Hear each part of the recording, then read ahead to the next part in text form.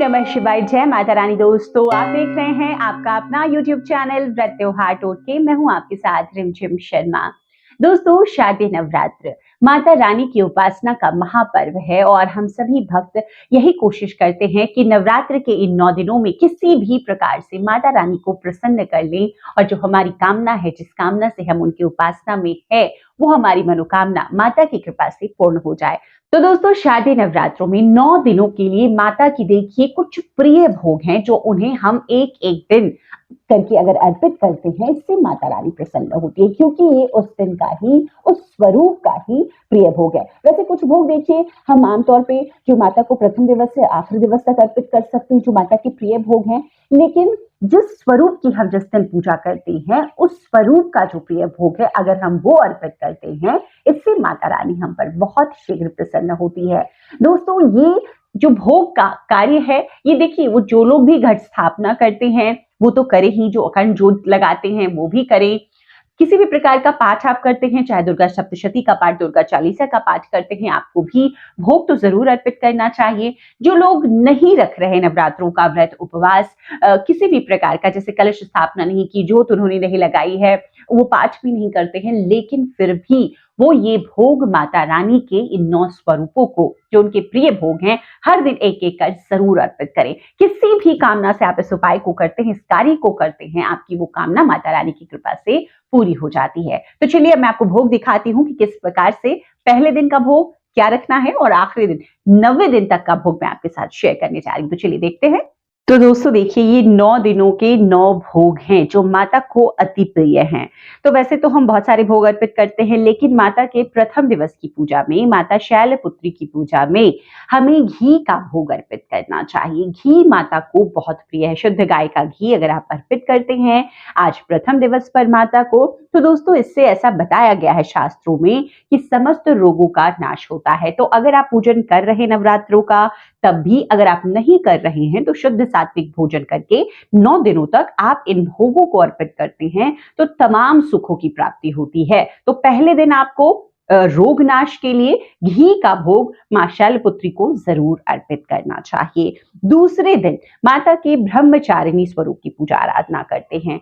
तो दूसरे दिन जो माता को प्रिय भोग है दोस्तों, वो है शक्कर। इस दिन आप शक्कर, मिश्री या पंचामृत का भोग माता को अर्पित करते हैं तो मां ब्रह्मचारिणी आपको आयु वृद्धि का आशीर्वाद देती है। तो अगर आपकी भी इस प्रकार से कोई बाधा है आयु में, तो आज माता की पूजा में द्वितीय दिवस पर आपको शक्कर पंचामृत का भोग माता को जरूर अर्पित करना चाहिए। दोस्तों, अब बारी आती है तीसरे दिन की। तीसरे दिन मां चंद्रघंटा की पूजा आराधना हम करते हैं। तो आज के दिन माता को प्रिय है मां चंद्रघंटा को दूध से बनी हुई मिठाइयां। तो माता को अगर दूध से बनी हुई मिठाइयां आप अर्पित करते हैं तो किसी भी प्रकार की आपके जीवन में कष्ट हैं, चाहे वो भौतिक हो, आर्थिक हो, मानसिक, शारीरिक, किसी भी प्रकार की कष्ट हैं, उससे आपको मुक्ति मिल जाती है। तो दूध से बनी हुई मिठाइयों का भोग आज माता को तीसरे दिन आपको जरूर अर्पित करना है।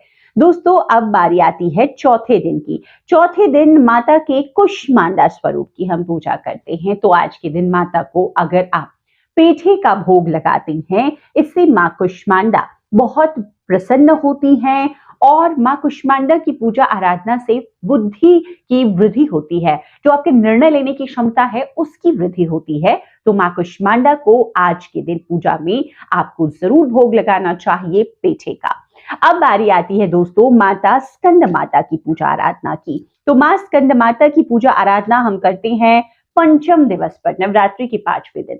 संतान प्राप्ति की इच्छा जिन भी माताओं को है, उन्हें माता के इसी स्वरूप की पूजा आराधना करनी चाहिए, विशेषकर क्योंकि स्कंद भगवान कार्तिकेय का नाम है और स्कंद को गोद में ली हुई है जो माता का ये स्वरूप है ना, तो उनको केले का भोग आज आप अर्पित कीजिए अपनी कामना के साथ में, आपकी वो कामना मां जरूर पूर्ण करेंगी। तो माता के पंचम स्वरूप को आपने केले का भोग लगाया।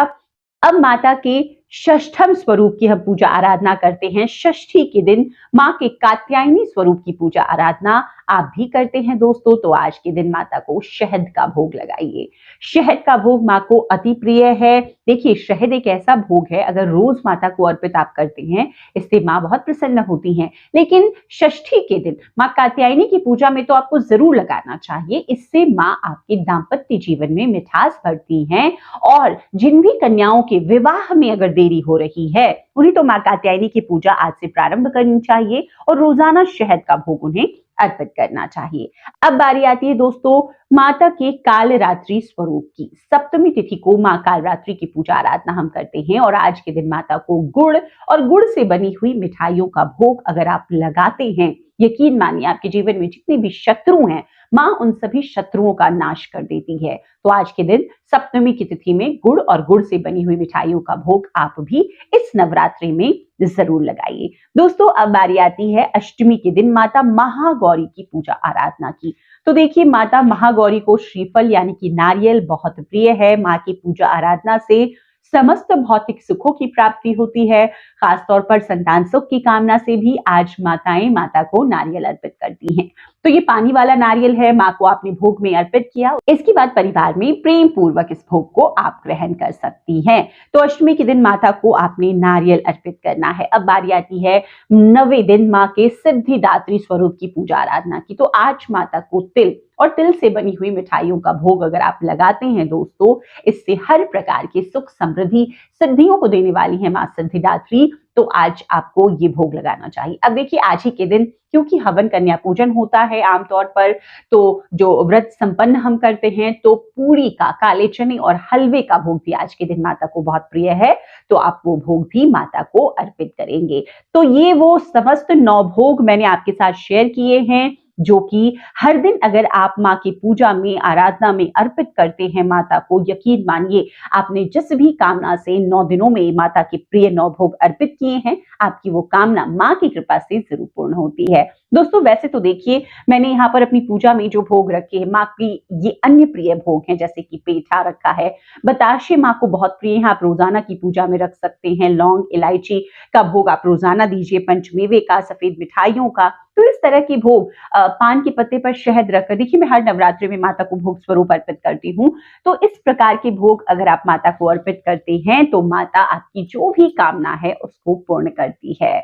तो दोस्तों, वैसे तो बहुत सारे भोग हैं जो माँ को प्रिय हैं, लेकिन ये वो 9 भोग हैं दोस्तों, जो हर स्वरूप को एक एक जो भोग है वो बहुत प्रिय है। तो माता की पूजा में जिस दिन भी हम जिस स्वरूप की पूजा कर रहे हों, इस भोग को हमें जरूर अर्पित करना चाहिए। तो उम्मीद करती हूँ ये महत्वपूर्ण जानकारी आपके लिए उपयोगी साबित होगी। वीडियो अगर पसंद आए तो लाइक कीजिएगा, आगे अपने दोस्तों परिजनों तक शेयर भी जरूर कीजिए। चैनल पर पहली बार आए हैं, इस तरह की जानकारियां आपको भी अच्छी लगती है तो चैनल को सब्सक्राइब करना ना भूलें। वीडियो देखने के लिए बहुत बहुत शुक्रिया। जय माता रानी, हर हर महादेव।